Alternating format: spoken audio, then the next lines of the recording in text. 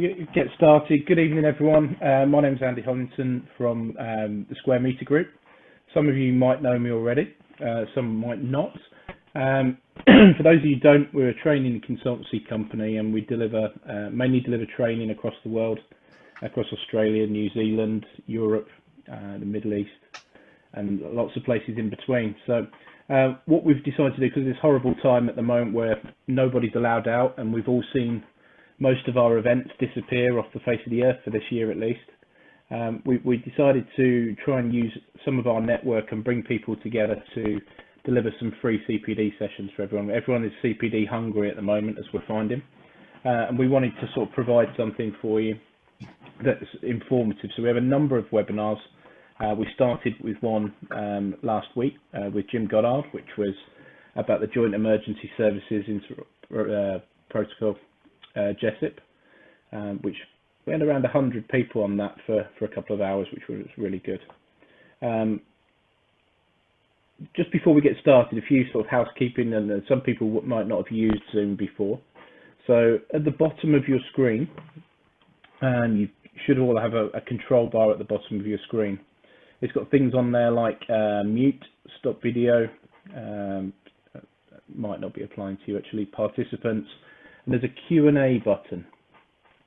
Okay, the Q&A function we'll be using today. If you want to ask a question, rather than stop Becky midway through what she's talking about, and because there's quite a few people logging in, if you could post your question in the Q&A function.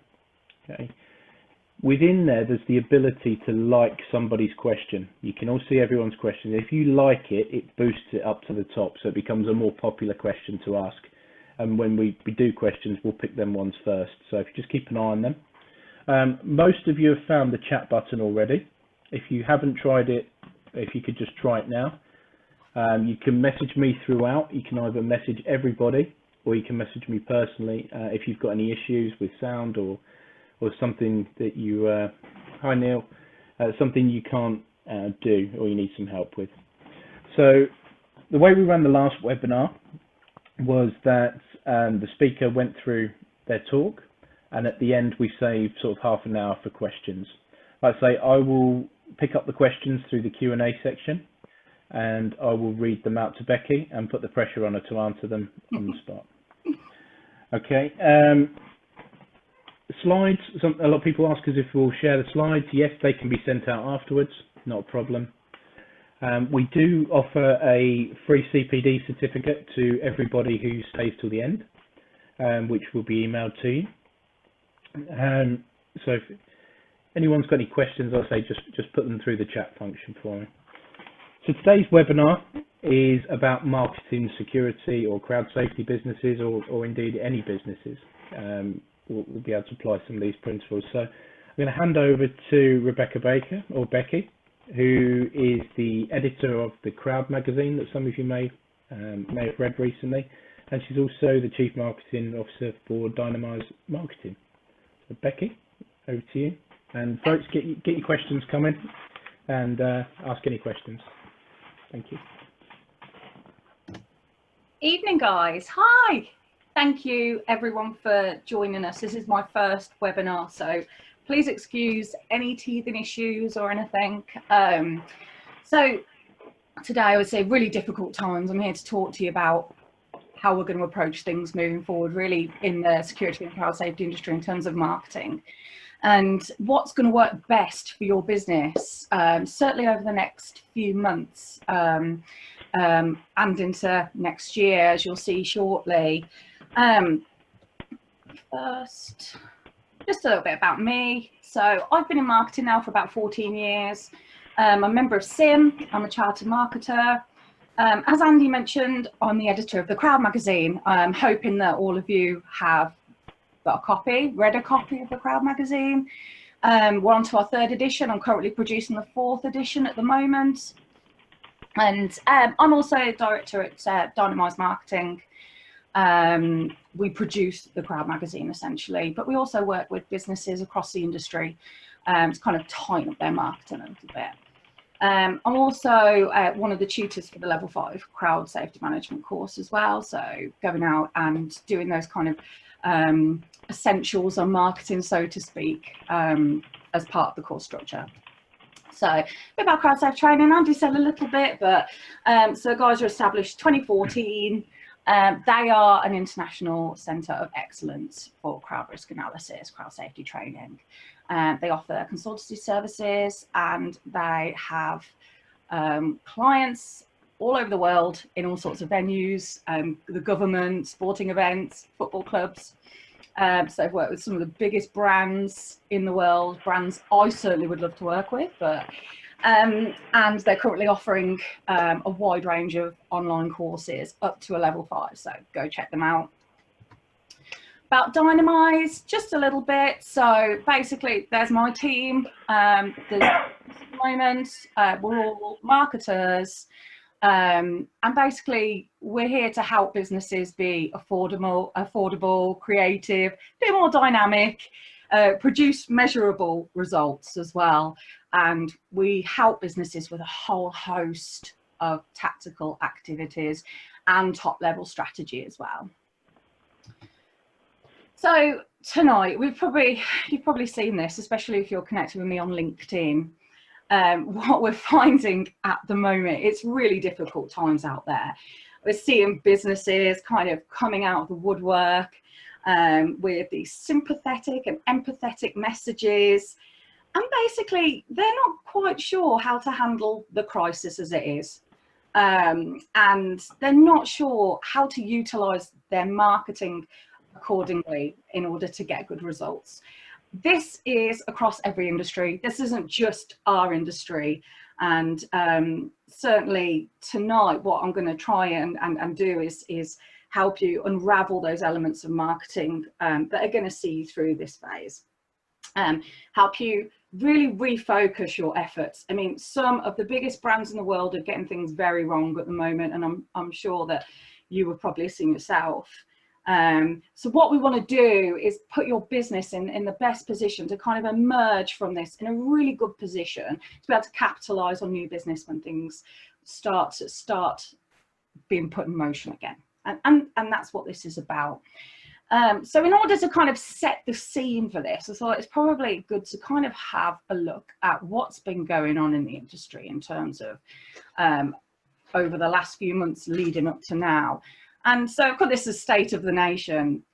And certainly, you know, prior to COVID, you know, we're ticking along, things are good. Urban population is increasing all around the globe. So there's growing concern about crime and terrorism, which obviously puts the industry at the forefront of things in order to, you know, minimize those threats. And now all of a sudden, very, very suddenly as well, events cancelled, postponed even. You know, these are having devastating impacts on businesses, especially those that supply event security, crowd safety and door security. We are seeing some increase in requirement for kind of asset protection and retail security, etc. But ultimately, this is going to have a rough impact on the industry.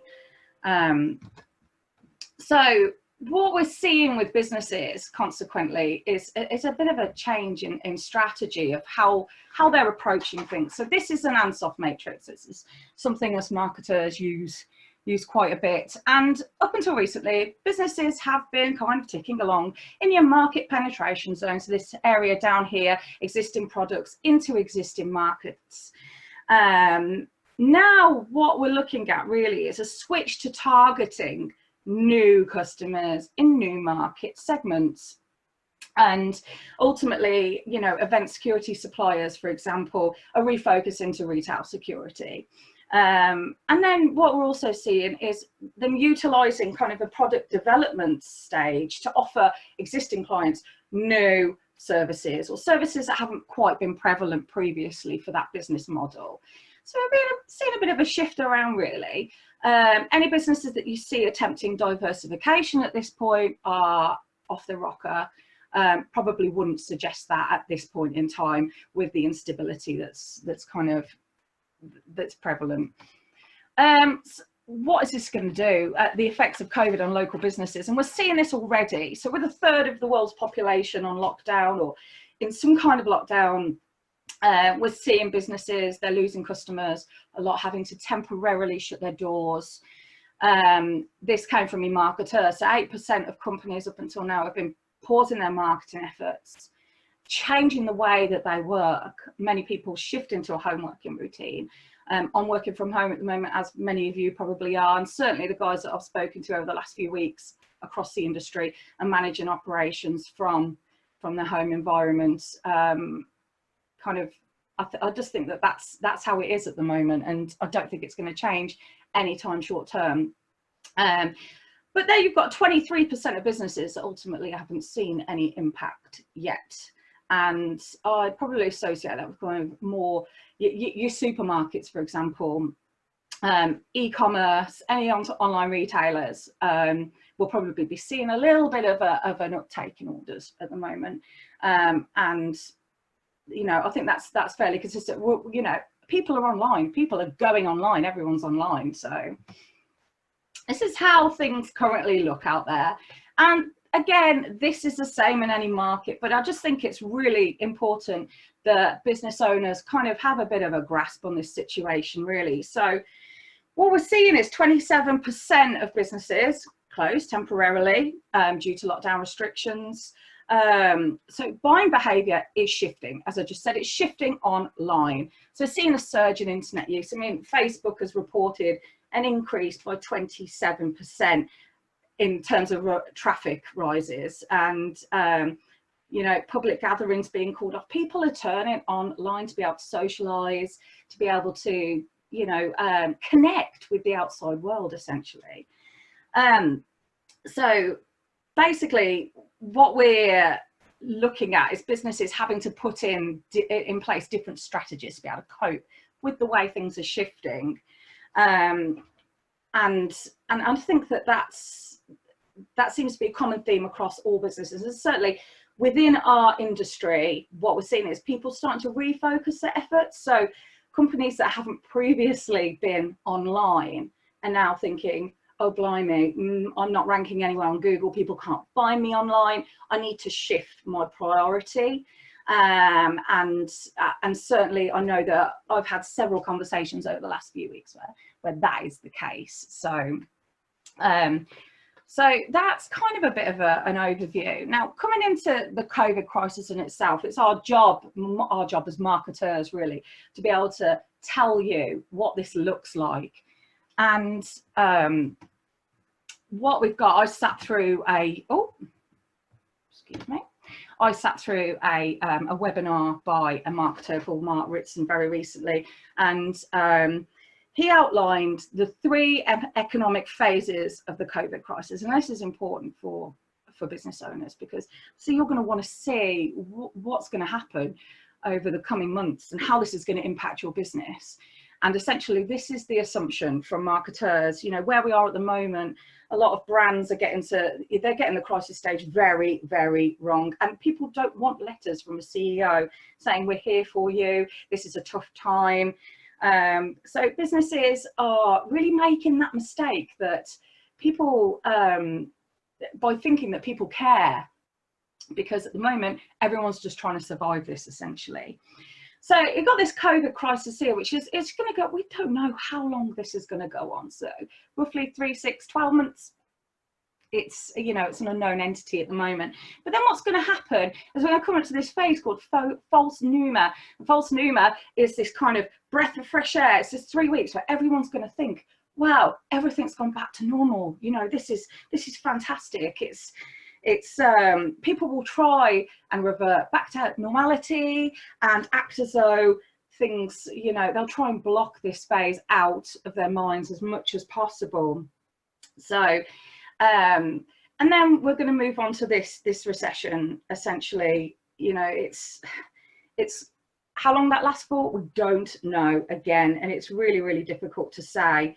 But you know, within this sector, certainly you guys are trained to be calm, responsive, quite collected with your approach to things. So You know, you've spent your careers planning for a crisis. So hopefully today I'll give you a bit of a hand in terms of doing that with how your marketing operations run.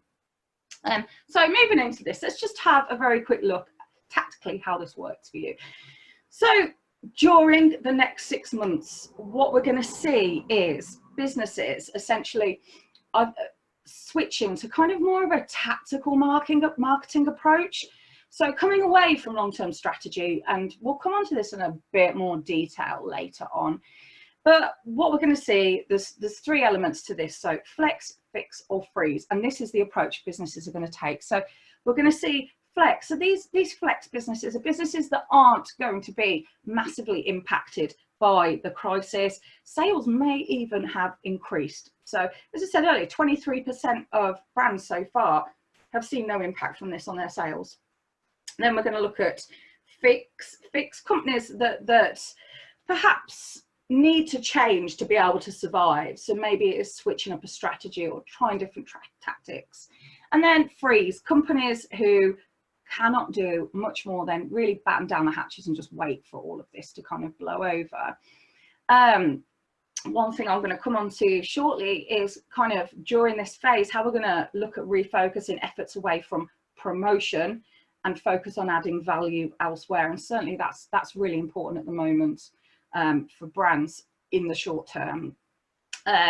False new message. I mean, brands at this point, businesses at this point should be asking themselves, what has remained the same and what has changed? And I really think that people think that this situation is going to change the world. But is it really going to change the world? Will more people be working from home? Will more, and certainly within our sector, I think that, you know, events, etc., these are all going to continue. You know, everyone loves getting out and doing things, and certainly this is being in isolation is proving that to people. But during the recession, as we move on into kind of next year, brand equity is really going to be a critical element. So, and brand equity is that value that's really derived from a brand itself, not from the service offering, but from the brand and the perception of that brand. And ultimately, the use of ads within marketing and across multiple platforms to be able to maintain a voice in the market, which is going to be really, really important as well. There's kind of 3 critical things that cover all of these phases. The first bit, advertising has long-term impacts, and certainly consistent advertising has long-term impacts. So putting the brakes on your marketing spend, cutting marketing spend, that's not the right thing to do at the moment. And it might appear that way, but I'm going to demonstrate with some examples in a bit why that probably isn't a good idea. And if you don't cut that ad spend, essentially what you're looking at is your long-term growth prospects post-recession, and looking at how you're going to emerge from this crisis as unscathed as possible. So yeah, that's kind of a bit of an overview of where we are with the market at the moment. So I just wanted to pop this in here because ultimately, I think the first response whenever a business goes through a crisis such as this is we've got to put the brakes on marketing, and certainly we are seeing that large brands as well are having this, are doing this as well. So the first part that I just wanted to talk to you about was not forgetting the fundamentals, because these fundamentals are critical, and every marketer, every real marketer that you work with will say exactly the same thing, really, in terms of putting those fundamentals in place. So I've got a question for you guys, and that's, have you changed the focus of your activities to adapt to the current climate? This is just to give me a bit of a sense, really, of how things are for your businesses, I suppose, operationally from a marketing perspective. Because certainly some businesses will just have that reaction, and they'll pull the rug under without even thinking about the consequences long term. So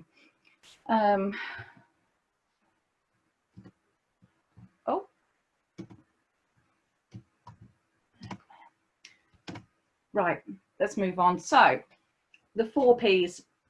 So this is a 60-year-old concept. And most marketers, real marketers, you'll get people online, your prevalent digital age marketers that will say this is no longer relevant, but it is relevant. It's incredibly relevant. And you know, I think that every business, this is the model that businesses should be following, really. Not the extended mix. The 4 Ps is perfectly fine. There is an extended marketing mix as well. The basics of marketing have not changed in that time. They haven't. Yeah, okay, from a promotional perspective, we've got online, we've got all this new age digital that it's very new, and it's very new for marketers as well, essentially. We're still getting our heads around a lot of it. But these are the levers that you need to pull as a business. And what we're seeing at the moment, as I said earlier, is promotion. Certainly, a lot of businesses are utilizing this particular lever at the moment because they're a bit stuck, really, with where to go. So let's move on. So here we're looking at your product and your price. So your product being your core service, your core product offering. And as I mentioned earlier with the Ansoff matrix, many businesses have switched this up a little bit to move in line with delivery to existing clients, identifying new clients and new opportunities. So these are the types of services you offer, the kind of technology that you use as a business as well. Certainly a lot of businesses, as I said earlier, are opting to do more online now. Your quality elements, customer service, which is absolutely huge within this industry. Certainly some do it better than others, but that is a huge principle across our industry. Your branding, the systems that you have in place, terms of service. So these all come under product, and what it's about is you sitting down and packaging up your product into these elements to say, this is what we're going to deliver. This is what we're about. This is what our business is about. Then your pricing strategies, which are really important as well. So there's a few different ideas there of different strategies, but a lot opt for, especially within our industry, you'll see your value price options in terms of people trying to kind of, I don't know, remove others from the market. That's probably the best way to put it, the most polite way to put it, or opting for a cost plus markup, especially those that are tendering. So those are two of those critical areas of the 4 Ps. Now moving on to place.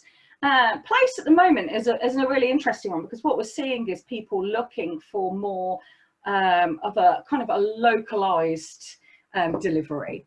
So those that were UK event suppliers are perhaps kind of homing in on their geography a little bit and delivering services to a more local vicinity instead, and that does come under place.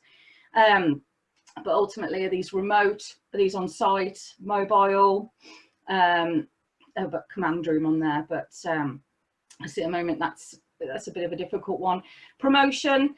So promotion's the one I get asked about all the time as a marketer, because people have this perception that marketing is just about promotional aspects. It's about being on social media. It's about all these different elements here. But ultimately, it's not about just about that. You've got to really think outside the box with it. So those are just a bit of an overview, really. And when it comes to the next few months, we'll see this, people kind of altering that marketing mix, as I said. So product shifting from event security to retail security, which I mentioned earlier. You're looking at high volume, low cost pricing, coverage, so reduced geographical reach, and then your promotion, so looking at more of a digital reach to reach those markets that perhaps you haven't been so fruitful of online with. The one other big thing that we're going to see is direct marketing will become a lot more prominent as well, as will ads, because it's just cost effective and it delivers really good ROI for businesses. So, however, what I would say when it comes to promotion, and what we're seeing quite a bit of, especially in our industry, and I get a lot of this, being editor of the Crowd Mag, is a lot of spamming, a lot of businesses within the industry thinking that, you know, it's going to help if they send by daily communications out via email. What you're going to find there is you're just going to get a load of unsubscribes, because ultimately selling your wares at the moment has to be done in quite a tactile way. People aren't as receptive to it, and certainly receiving those communications so frequently, it's probably not a good idea at the moment. So moving on to another element, and this is about your marketing spend. So I mentioned this previously a little bit, and what in response, as I said, some businesses will just go, right, we'll chop the marketing budget. So certainly what I want to know at the moment is, have you cut your spend in response to the COVID crisis? Because as I said, marketing is one of the first things to kind of get the chop, or can be. And it's just interesting to see, you know, how you've approached it. I absolutely love this quote, and I think that it's very telling. So, a man who stops advertising to save money is like a man who stops the clock to save time. So marketers predict kind of 40% reduction in ad budgets for 2021 and a 60% cut in ads. And this is, you know, despite senior marketers within the industry saying it's very, very important that you maintain a presence in the market. That's really, really important. So what we're going to see is the recession will allow these strong brands who have invested in their marketing and advertising to steal that market share from their competitors. So Kantar, it's a research agency, very, very recently surveyed 35,000 consumers, and they found that just 8% of those consumers felt that brands should totally stop advertising or stop pushing that message out.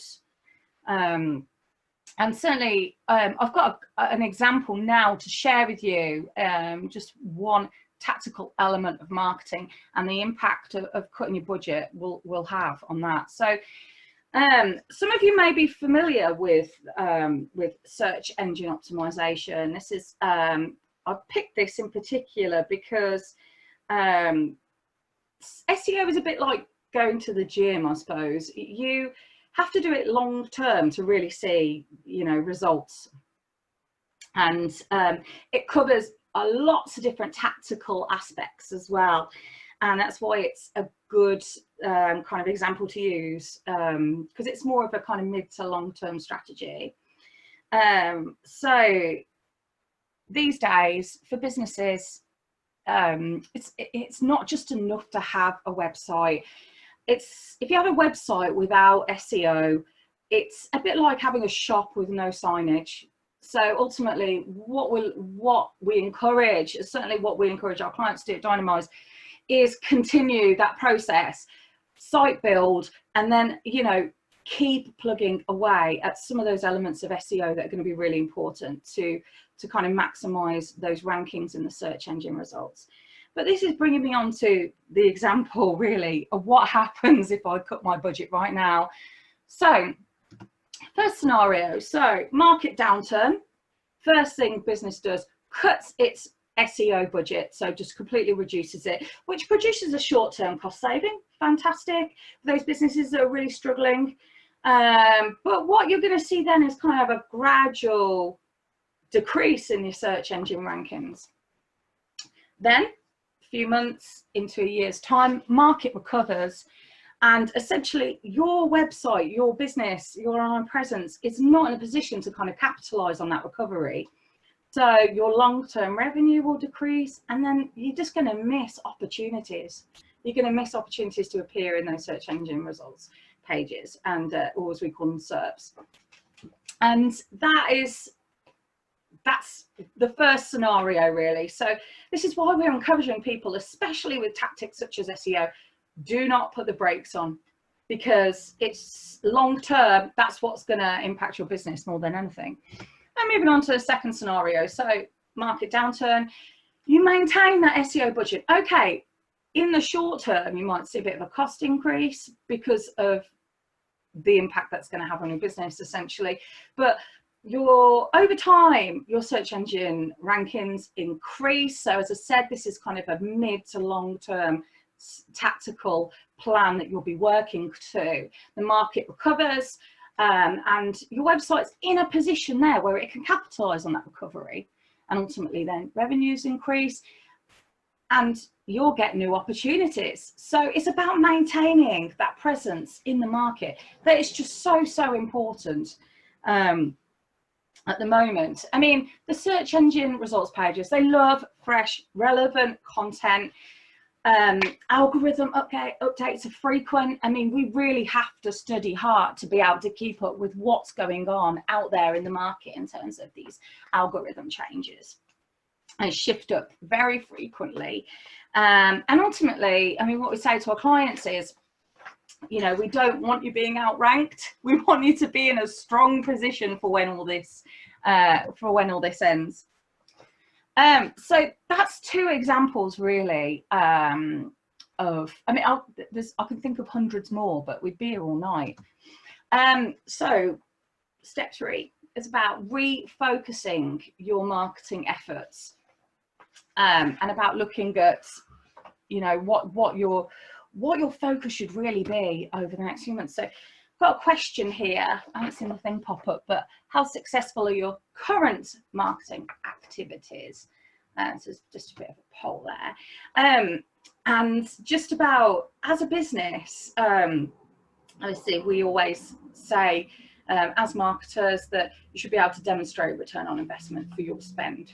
And sometimes that can be very, very difficult in a digital environment. Not everything is measurable, but a lot of it is measurable. And so your marketers, businesses that you're working with, agencies, or even developers, should be able to demonstrate that worth to you. So as the one key thing, I suppose, that all marketers are talking about at the moment as well, is this shift from strategic long-term marketing into more tactical and short-term marketing. And certainly what I'm advising people at the moment is refocusing efforts on things such as web builds, SEO, your content curation. Having a voice out in the market at the moment is really important. And keeping the momentum going. And that doesn't mean sell. That's about content that people are going to find really interesting and people are going to find useful and helpful. And I'll come on to that again in a bit with some examples. But also ad campaigns as well. And especially from an ROI perspective, that's certainly somewhere that you will probably see results quite quickly and is very, very underutilized within the industry. And I think that more businesses could do more to capitalize on that. I think the thing that's really going to get pushed to the back over the next few months up to a year, even beyond that, really, is kind of looking at identifying new markets, new segmentation, targeting, positioning, really redefining that promotional mix, because now isn't the time to be looking at huge shifts for your business. And then also redefining ROI, because that can be a big game in itself as well. So my advice really at the moment is to shift to a more short-term tactical approach, day-to-day marketing activities that are going to add value to your business. And so when we relaunched the Dynamize website at the start of the year, this was one thing that we created because we wanted to demonstrate to people those tactical elements that can add value to that client journey, really. And these are the 5 facets that we focus on with that. And what I want you to think about is the stages that your clients will go through to acquisition. and certainly how your business development works. So starting with generating awareness for the business, and this can be through social media, adverts, SEO, blogs. So it's how we're kind of pulling in that top level of the funnel down into interest. How are you sharing relevant, timely information to people? Are you capturing data that you can use?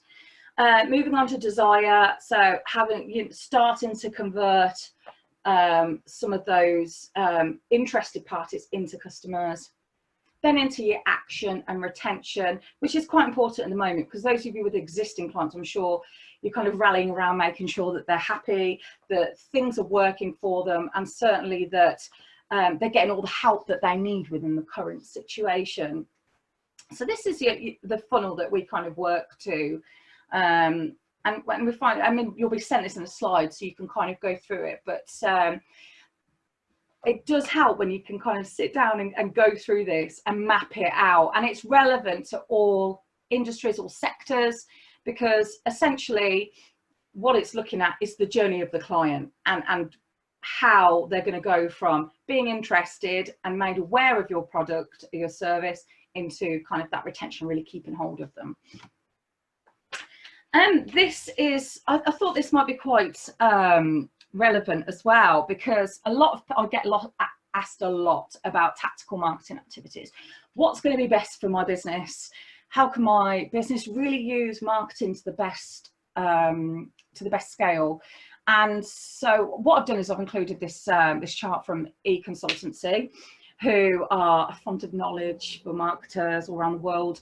And essentially what we can see here is kind of your email marketing, your SEO, and your PPC certainly are delivering ROI for businesses. And what you'll find is that different things will work within different sectors. And within our sector, certainly, there's a lot of this that is untapped.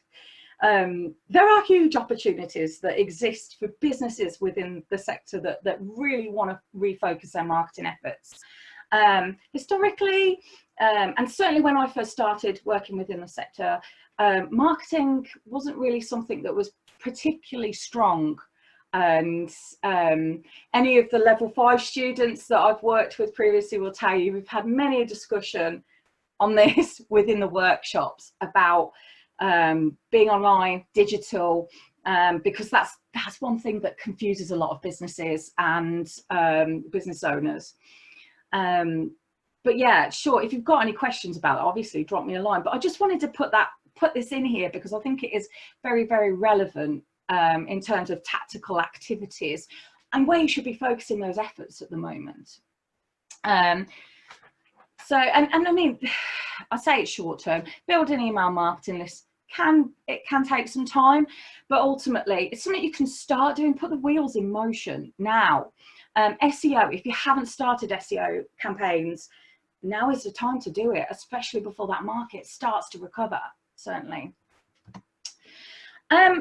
Number 4 is about adding value for your clients, and certainly adding value, it's a really difficult one because it's like, well, you know, my service is up to par, my clients are happy, how else can I add value? I don't understand how else I can add value. Well, hopefully this will give you a bit of an insight into it, but I love this quote: the best marketing doesn't feel like marketing. And certainly at the moment, pushing that sales message out continuously, that really direct sales message, is just not going to have that impact that you want it to have. You could end up really upsetting people, and certainly how brands position themselves now is really important for when the market recovers, because people will remember those things. And I could name a load of brands at the moment that certainly have had an awful lot of negativity thrown around about them on Twitter and other social media platforms during this crisis. So it's good at the moment to be able to maintain a voice, but in the right kind of way.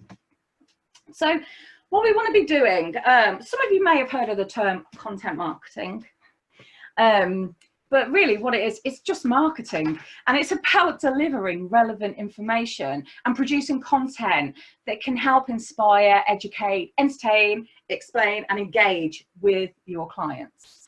And these, as I said, this isn't a direct sales site. What this is like blogs where it shares success stories, social media posts that share success stories, you know, actionable insight, making people's lives easier and making things easier for your clients, certainly.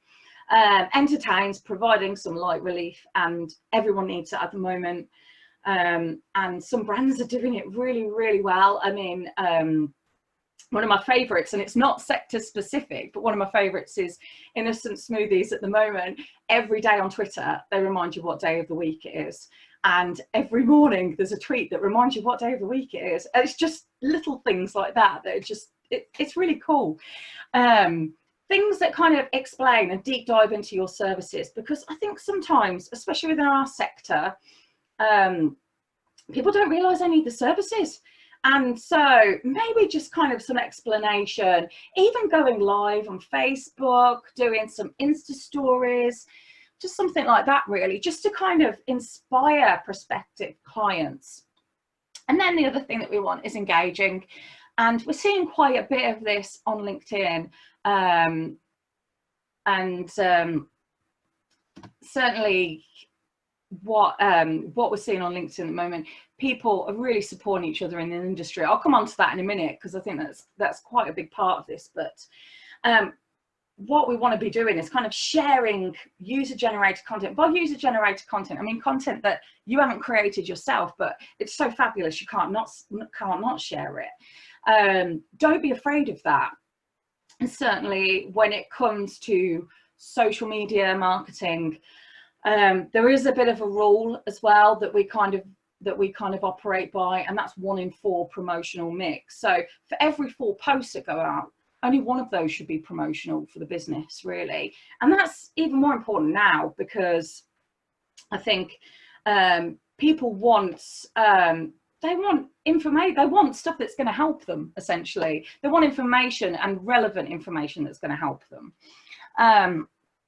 The way to think about this, and the way to think about producing content that's really going to help clients, is thinking about the question, what challenges are your clients facing? And write down that list of what challenges your clients are facing, and then pen your content to reflect that, because that's really what's going to help people. Moving on, I mean, demonstrating real value. Content is real value, but ultimately what we want to see, and particularly in our sector, is maintaining those open lines of communications with clients at the moment. It's so important. Not spamming people with promotions, with offers, with emails. There's a fine line in terms of how frequently you do this anyway, but at the moment it's a bit more sensitive than normal.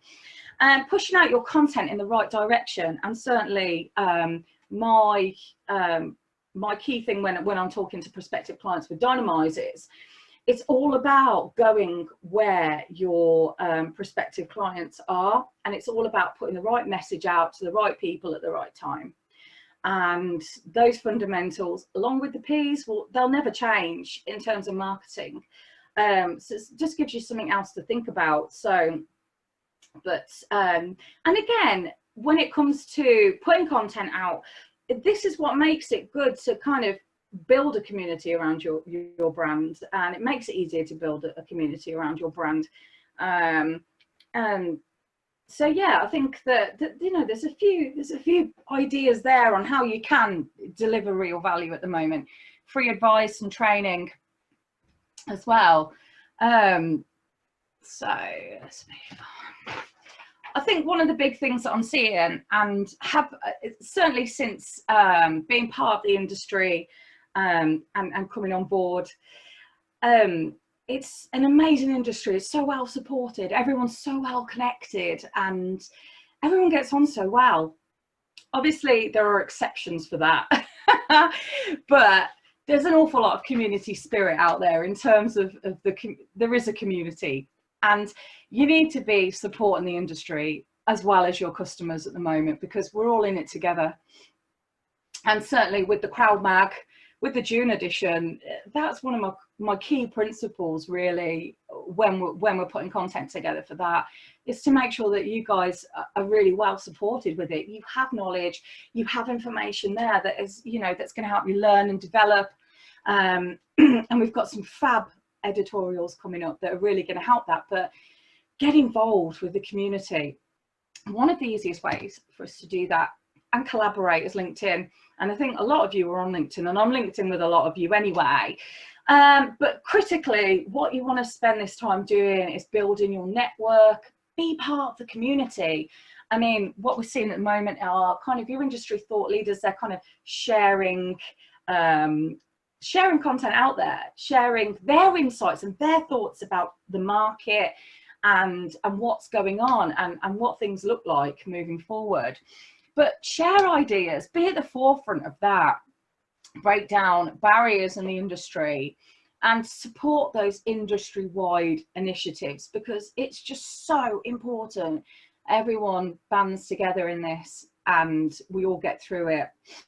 I just wanted to put some LinkedIn stats in there because they're pretty cool, but at the same time, this is a platform that works really well across the industry, and certainly from the Crowd Mag perspective, we get an awful lot of insight. We get an awful lot of comments of, you know, people coming and talking to us about what they're doing, and you know, a lot of enthusiasm around that. So I just wanted to share that insight with you, really. Finally, one of the big things, obviously, with the Crowd Mag is creating that community, and this is still largely untapped by a lot of businesses out there in terms of what it can do for you. The magazine now goes out to, it's 57 countries now across the world, which is phenomenal considering we're into our 3rd edition. You can see a split there of the sectors, you know, that we kind of appeal to, and this is based on data that we've captured. So we've got a real good mix, a real good readership mix. It's fabulous. But what we really want to see people across the industry doing is submitting articles, sharing opinion pieces. We love opinion pieces. Everyone loves opinion pieces. Collaborating with other businesses to produce content as well. You know, it's all about collaboration, sharing best practice. That's how we're going to learn and grow as an industry. And then obviously there's the advertisement and supporting the growth of the publication. We've been fortunate enough to release an app, which makes things much easier for people to read the mag on the go, especially for you busy guys. You know, it's great to be able to just kind of flick your phone open and you can read the latest edition. So I think that community aspect of it at the moment, it's just so important to get everybody through this. And it would be great to have some of you involved in that June edition. So please don't be shy and get in touch at all. So I just want to recap really, because I feel like I've talked quite a bit, which I know is what a webinar is, but essentially don't forget those marketing fundamentals. It's so important. Those P's, they'll be around. They should drive your marketing activity. Really, really important. Don't cut your marketing spend. You know, be in a position where when everything goes back to normal, when things recover, you're in a position where you can capitalize on that a bit better. Refocus your marketing efforts, more tactical, less strategic at the moment. Add value for your clients as much as possible, and make sure you're supporting the industry as much as you can. That's so important right now. So thank you very much for for being here. I really appreciate it. I'm going to hand back over to Andy. Thanks, Beck. We've got some questions for you that are coming through. Very early on in your presentation, you quoted a figure of 27% of businesses or something. Yeah, 2 seconds. I'll find that. I did indeed. 27% temporarily closing.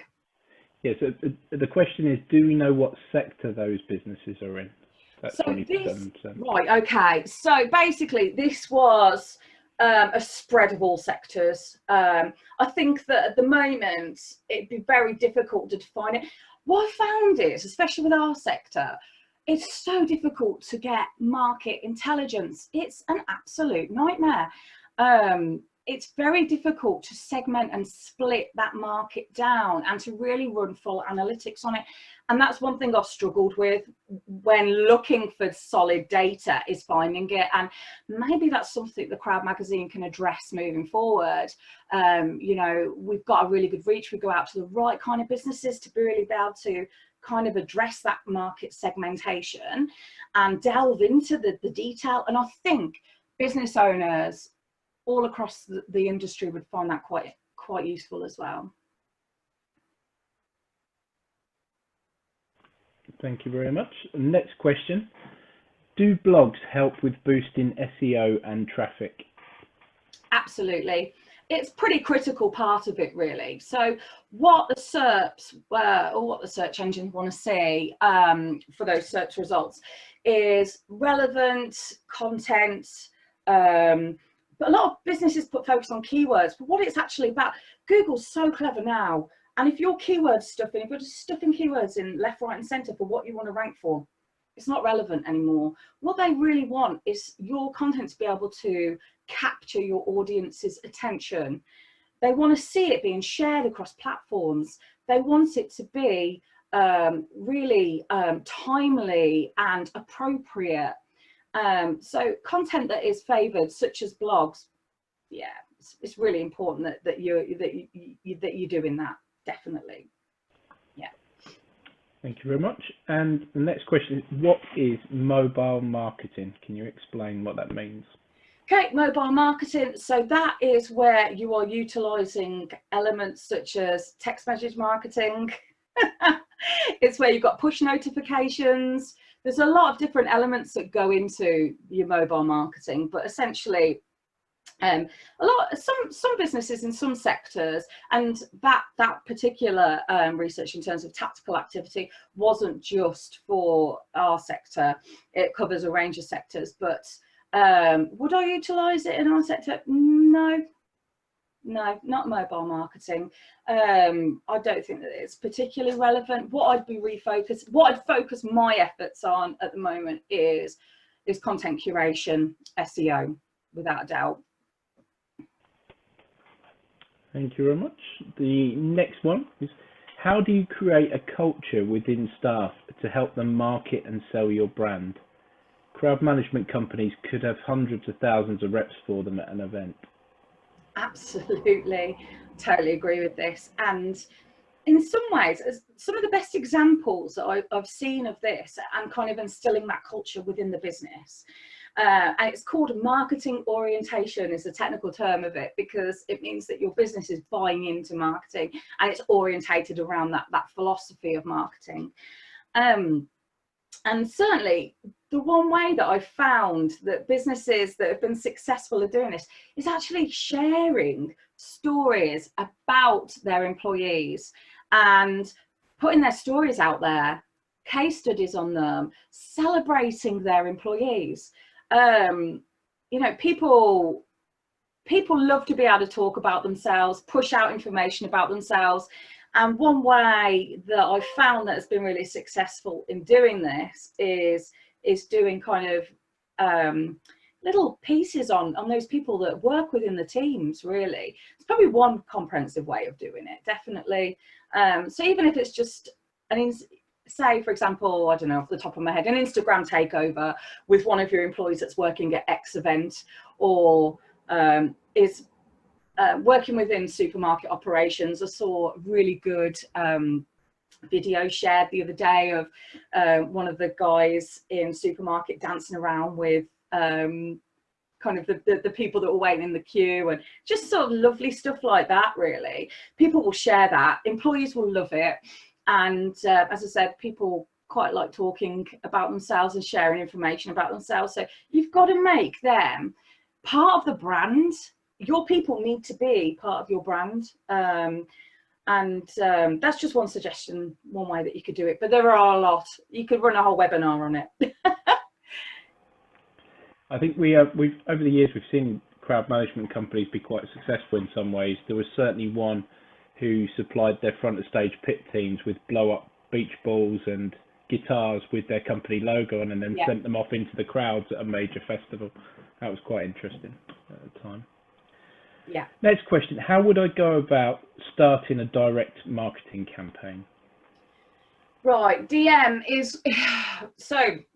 When it comes to direct marketing, the one thing that you've got to have is those contacts there ready to go, essentially, because the whole point of direct marketing is it's very tailored communications. It's very individual communication, and you've got to have that data there before you start working on the campaign itself.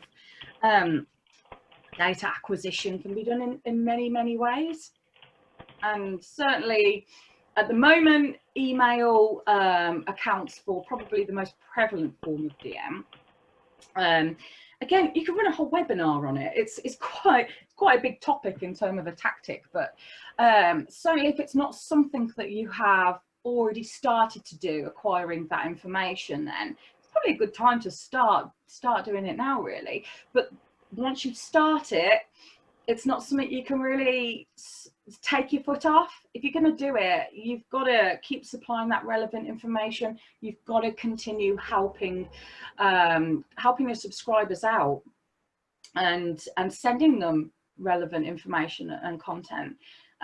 You can't really take your foot off once you've started it. So yeah, I think the first step really is to have solid data. And that's the one fab thing with the crowd mag. It's so highly refined. Our open rate is upwards of 90% for our direct mails that go out for our email campaigns.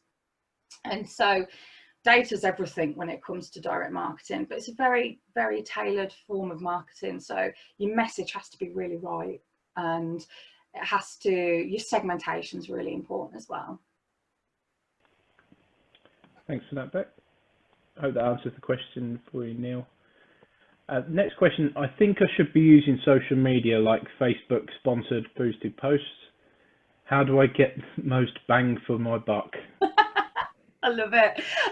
Okay, so this is quite interesting because certainly within Dynamize over the last kind of 6 months, we've done an awful lot of research into paid ad campaigns, and we've attended meetings with Facebook Direct to see how to best utilize that system. It is complex, but ultimately it all comes down to your demographics and about how you segment that market. So you've got to get the right message to the right market. A lot of brands get this very wrong, by the way. Even big brands get this very wrong. It's quite highly refined as far as tactical activities go. But ultimately, the key principle when it comes to running an ad campaign and getting the most for your money is getting your market segmentation right. That means making sure that ad goes out to the right people. And that's the ins and outs of it, essentially. And it's difficult to do when you first start doing it. But again, I could run a whole webinar on that. Okay, thank you. Next question. I think I should, no, that's the one we've just done. Should we have launch parties when events are back to make people more aware of us and treat it like a new company to raise awareness? Wow, okay, so launch parties. I think there's going to be, certainly when we're going back to kind of the crisis chart that I shared and that false pneuma stage, you're going to get a lot of brands try and re-establish themselves. But ultimately, this is a long-term thing now. Should you relaunch your brand? It depends. It depends what your brand, how your brand was positioned before the crisis took hold. And it depends on how you develop that brand over these few months and into the coming months, I suppose. So like throwing a party and getting people involved to kind of celebrate the fact that everything's over and done with, and things that can get back to a certain degree of normality. But ultimately, it all depends on how strong your brand is. You probably see some brands doing some exercises similar to that, but it all depends where you are and where you want to be in the coming months. Okay. Any tips on how to capitalize on an event's social media audience to get our company more online presence? How to capitalize on it? Events. Social media audience. As in pushing events out on Facebook? And I think it's about just gaining more online presence, I think, by using social media audiences in general. okay. Let's change that slightly. What's the best social media platform to be using to gain maximum exposure for companies? Wow, okay.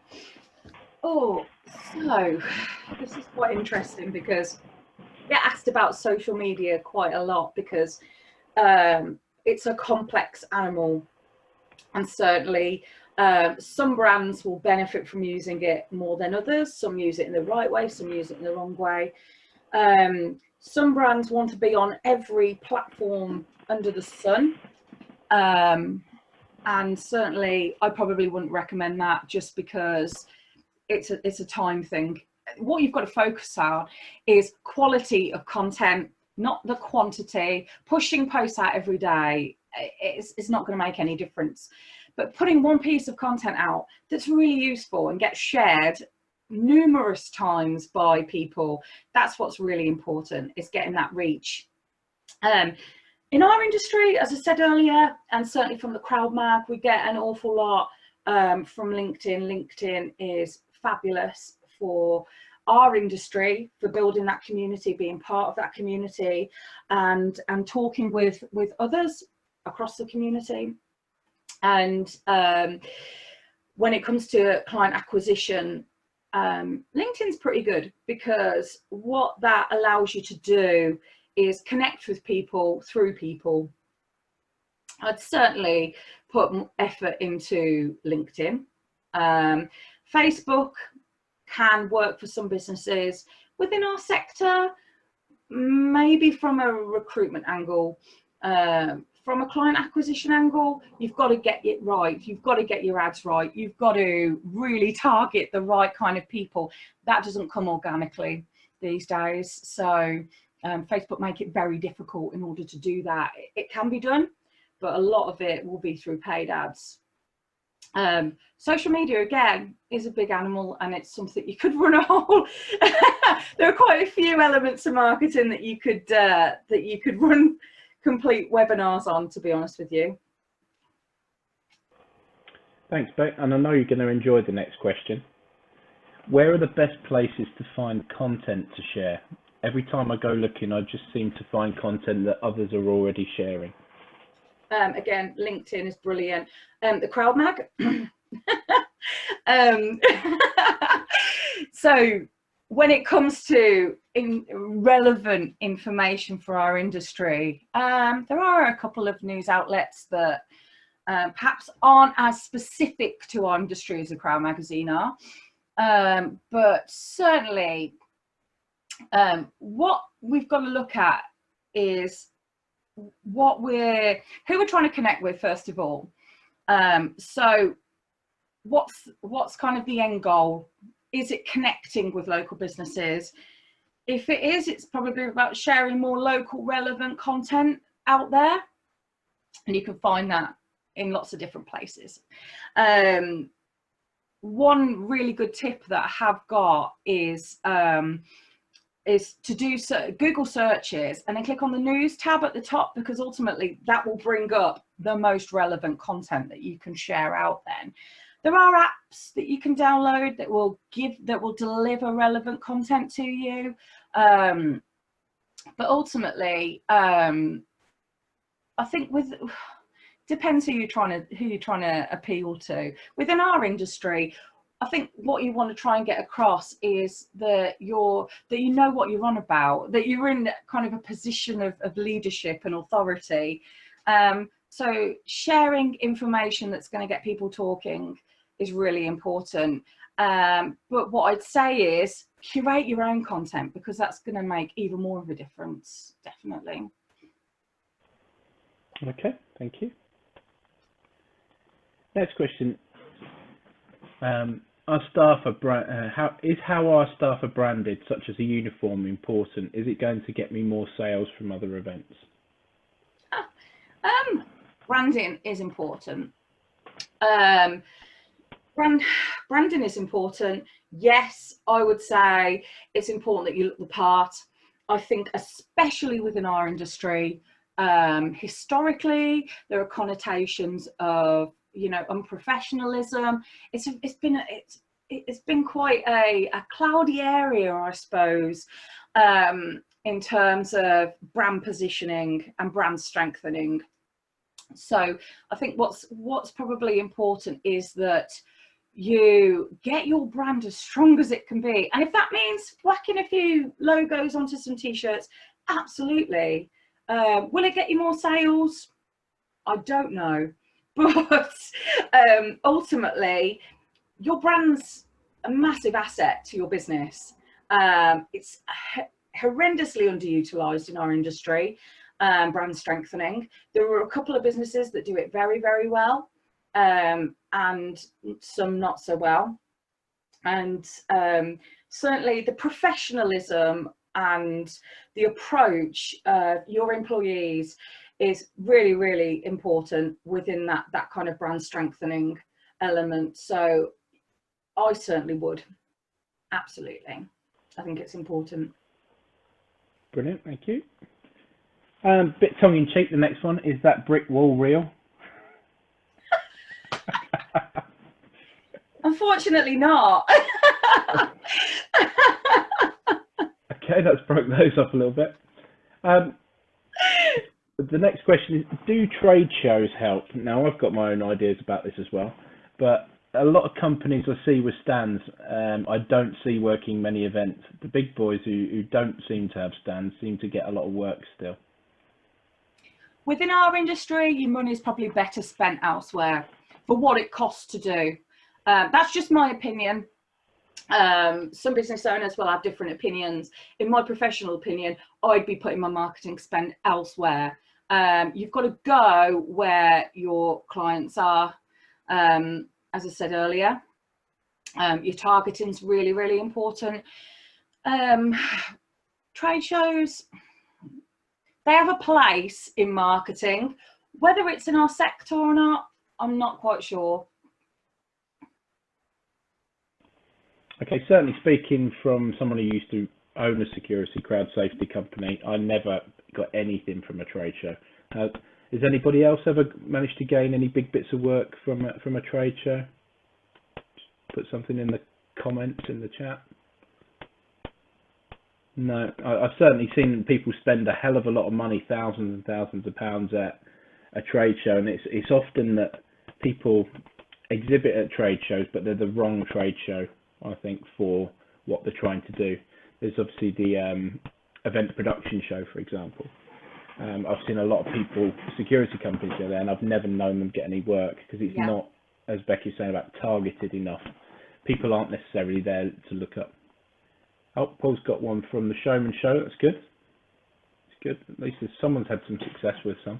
Cool. But I think from my point of view, it's about having your face out there and being seen everywhere. And that's how some people are successful, I think. Yeah, absolutely. So the next question is a really good question. Would you use the same content across your social media platforms or different content for different platforms? That's a brilliant question.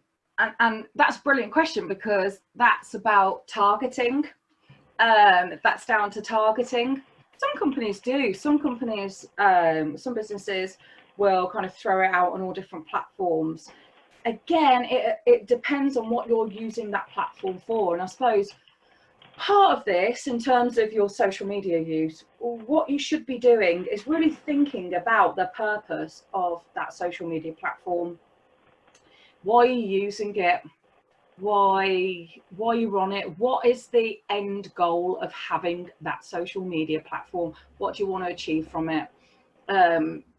Because that will determine really whether you share that content out there. I mean, if you've got useful content that appeals to a number of different audiences and could be a useful tool for multiple people, absolutely, yeah, use that content. Not only are you sharing your own curated content then, but you're also creating backlinks, especially if it's a blog and it's linked to your site. So it's worth doing. But yeah, I'd certainly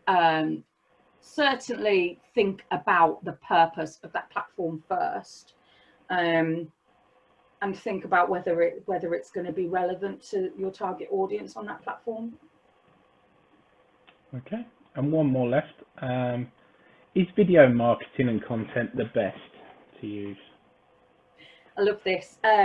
Yeah, pretty much. That's my honest opinion on it. If you were pushing, say, for example, ads out on social media, the algorithm would favor video over static ads. And certainly what we're seeing at the moment as marketers is everyone utilizing video, and whether that be shorts on stories, so Insta stories, Facebook stories, which are incredibly popular, or going live, or even promo videos that are being created. People love video because it's effortless, and it's, yeah, just more convenient for people, isn't it? You flick open your social and you know you've got a video there. It's easier than having to delve into white papers and infographics. And certainly what I see when working on campaigns for clients on social media is you will see a difference, static versus video. Not saying that you should use video every time. Certainly having a really good mix of content is super important. And some people do love to sit and read blogs. I love a good blog. Yeah, some people will sit and read through blogs, but video is becoming more prevalent, and definitely needs to be utilized more within our industry. Absolutely. Certainly, speaking from someone, Becky does our marketing obviously as well, and one of our posts with a video in it the other week hit over 30,000 people. Yeah. It reached just for a short video. So it just goes to show that people do pay more attention to videos than the static post. Anyone can do a static post, I think. Videos are a little bit more engaging from my point of view anyway. Yeah, and you've got to think, I mean, organic reach on social is so difficult. I say this to Andy all the time. It's like we need to really capitalize on ads because of the fact that people just keep posting to social thinking they're going to get that reach. Unfortunately, it doesn't work like that anymore. And certainly my pet hate that I see on social quite a bit is people saying like and share this post and invite people to this community. Facebook knows when you've done that. So if you're looking for your page to drop off that algorithm, that's the quickest way to do it. I'd never suggest doing that. And is it true, Becky, a question from me, that the when you say like and share, I've seen it quite a lot over the past, like and share this group to win a prize. Is that banned from Facebook? It is. It's against the community standards. So anytime you ask people to like your page or ask people to like your content or share your content, the algorithm knows that you're doing that and it does penalise the page. I have seen pages, not from my clients, but from other marketers that, that I'm in contact with, that have had pages removed for defying those community guidelines. So you do have to tread a bit of a careful line with it. Some people get away with it, but I wouldn't suggest it. Okay. Brilliant. Thank you very much. Anyone, any more questions they want to fire over before we finish? You're more than welcome to get in touch with Becky afterwards if you've got any questions. Contact details will be in the thank you message afterwards. Just to remind everybody, I'm not sure if everybody's registered for our updates. I think most of you probably have registered for our sessions. We do have some more sessions coming up in the not too distant future. We're looking to run one which is called an introduction to being an operational crowd safety manager. That'll be myself and Robbie Nash running that one. There's another one at the start of May with Professor John Drury from University of Sussex, who is going to be talking about crowd psychology and human behaviour in emergencies. That one is flying at the moment as well. We have a limit on these webinars at the moment, and unfortunately I'm going to have to pay to upgrade it because we're about 150 people registered for that one, and it's only been advertised for a few days, so it's going to be a really popular one, but be really interesting as well. So if you're not signed up to our updates and you want to, I'll just put the link in the comments there now. Please feel free to like and share. Sorry, Beck. And we've got more and more coming. We're going to keep these going, not just during the COVID-19 stage either. We're going to continue to offer those even when things get back to relative normality, whatever that might look like in the future. Thanks very much everyone for coming. You will be presented with a quick survey when you're finished. If you could just fill that in and give us some more information on what you'd like to see, and answer some of the questions just to help us develop this and make things better. But thanks very much for your time, and thanks for coming, and thanks Becky. Thanks everyone. Thanks.